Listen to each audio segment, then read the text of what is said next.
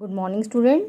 बच्चों, पाठ 5 हाथी की फांसी हमने पढ़ लिया है और आज मैं इसी का सारांश आपको सुनाऊंगी। बच्चों, ये कहानी एक नवाब साहब की है जो हमेशा ही अपने चापलूसों में घिरे रहते थे। नवाब साहब की उम्र काफ़ी हो गई थी। वह ज़्यादातर पैसे अपने आराम पर खर्चा करते थे या फिर चापलूसों की बातों पर खर्चा करते थे। वह तरह तरह की बातें बना के नवाब साहब को खुश करते थे और नवाब साहब खुश होकर उन पर बहुत सारे पैसे लुटा दिया करते थे। एक दिन की बात है कि नवाब साहब बैठे हुए थे और उनके चापलूस दोस्त लगे हुए थे उनकी तारीफ़ में ज़मीन आसमान एक करने, अर्थात बहुत तारीफ़ कर रहे थे। यासीन मियाँ ने एक बात कही तो सैयद नजीमुद्दीन ने एक और बात कही। ठीक है, हाफिज़ मियाँ ने उसे और रंग तेज कर दिया, अर्थात और उनकी तारीफ़ में और पुल बांधने लगे और अंत में मुन्ने मिर्ज़ा फिर सिर हिलाते। तो इस तरह तारीफ़ जो है हो रही थी नवाब साहब की। तभी मिर्ज़ा साहब ने क्या कहा कि मैंने एक ख्वाब देखा, मैंने रात को एक सपना देखा। और नवाब साहब ने पूछा कि सुनाइए अपना ख्वाब। तो मुन्ने मिर्ज़ा बोले कि मैंने सपने में देखा कि मैं उड़ता हुआ मक्का शरीफ पहुंच गया हूं और वहां पर लोग जो है सब मैदान में बड़े बुज़ुर्ग जो है पवित्र आत्माएं सब वहाँ पे खड़ी हैं और वहाँ पर जो इमाम है वो इमाम के रूप में उन्होंने किसको देखा? नवाब साहब को देखा।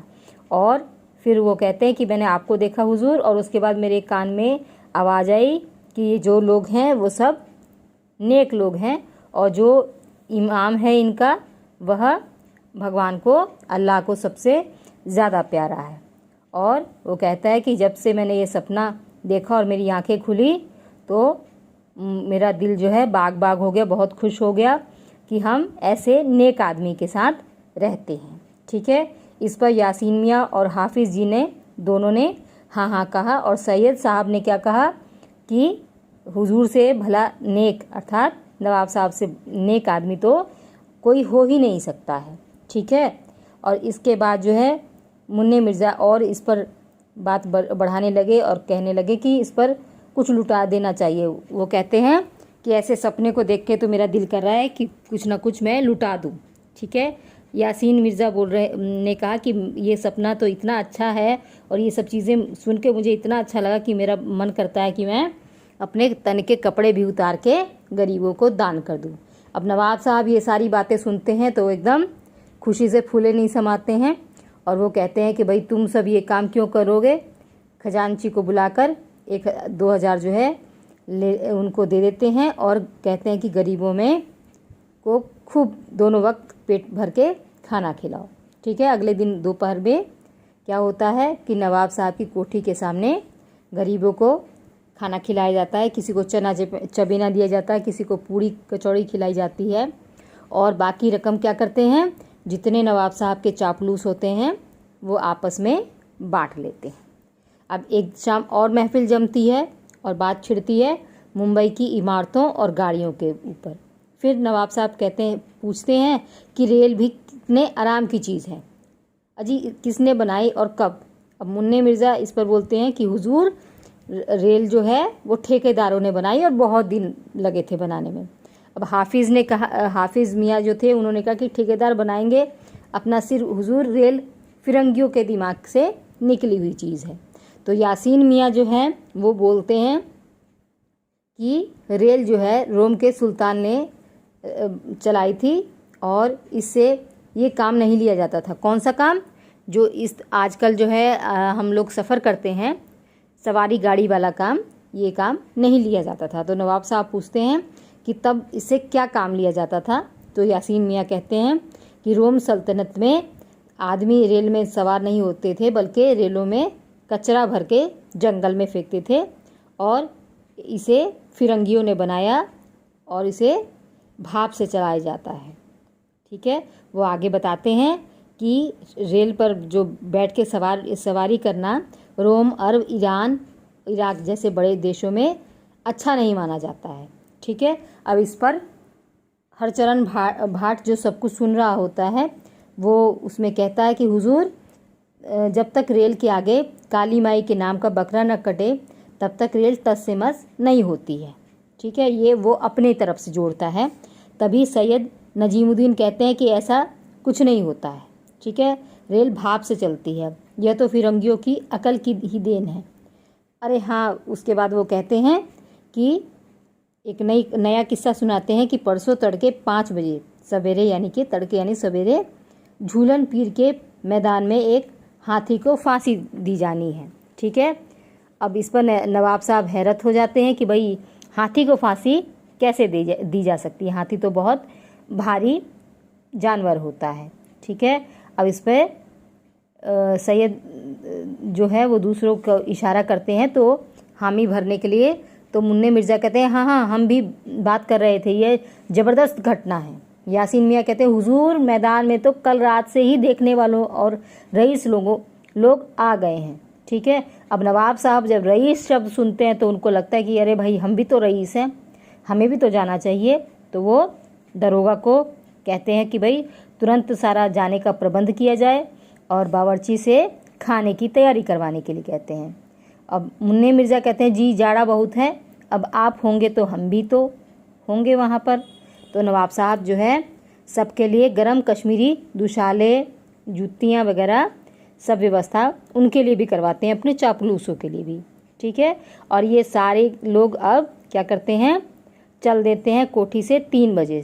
ठीक है, और सब वहाँ पे पहुँच जाते हैं, चारों जो है सबके सब पहुँच जाते हैं। और सैयद मियाँ कहते हैं कि हुजूर मैं जो हूँ मैं सीधे वहीं पर झूलन पीर के मैदान में मैं वहीं पर आ जाऊँगा घर से। तो नवाब साहब मान जाते हैं।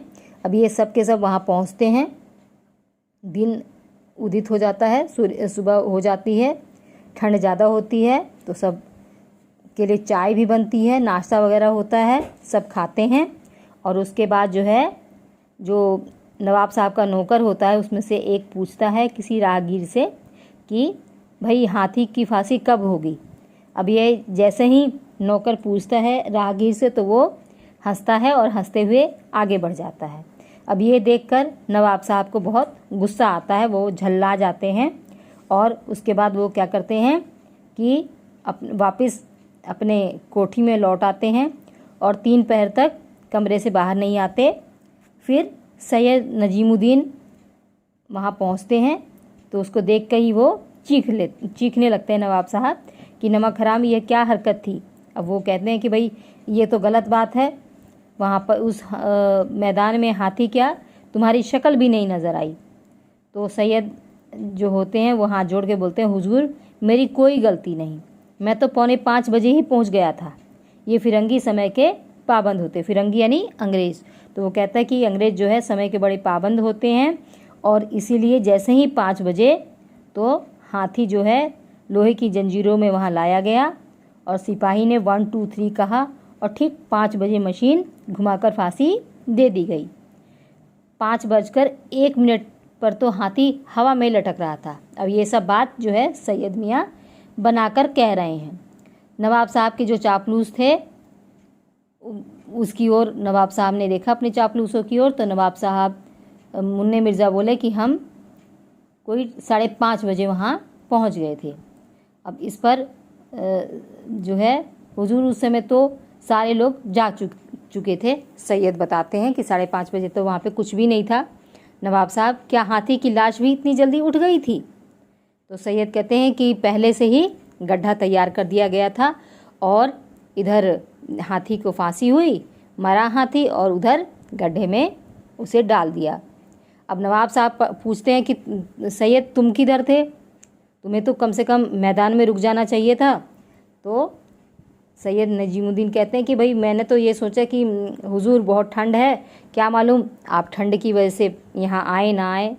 तो अब नवाब साहब कहते हैं कि तो तुमने हाथी को फांसी पर चढ़ते अपनी आँखों से देखा? अब सैयद क्या कहते हैं हुजूर खुदा की कसम इन्हीं आँखों से देखा, ज़िंदगी भर इस अजीब घटना को भुला न पाऊँगा। नवाब साहब परवेज़ जरा सवेरा होने पर फांसी दे देते। तो सैयद कहते हैं कि फिरंगी समय के बड़े पक्के होते हैं, आंधी आए या तूफ़ान आए वह अपना समय कभी नहीं बदलते हैं, 1 मिनट भी नहीं बदलते हैं। अब इस बात पर सभी जो है हाँ हाँ मिलाते हैं और फिर क्या करते हैं, अब नवाब साहब की फिर किसी बात के लिए तैयार हो जाते हैं कि नवाब साहब को फिर जो है कोई तारीफ़ करेंगे और फिर दावत की व्यवस्था हो जाएगी। तो बच्चों इस तरह जो है नवाब के जो चापलूस होते हैं वह क्या करते हैं, उनकी चापलूसी करते हैं और नवाब साहब से दावत करवाते ही रहते हैं। ठीक है, तो उम्मीद करती हूँ कि आपको ये कहानी समझ में आ गई होगी। Okay, thank you.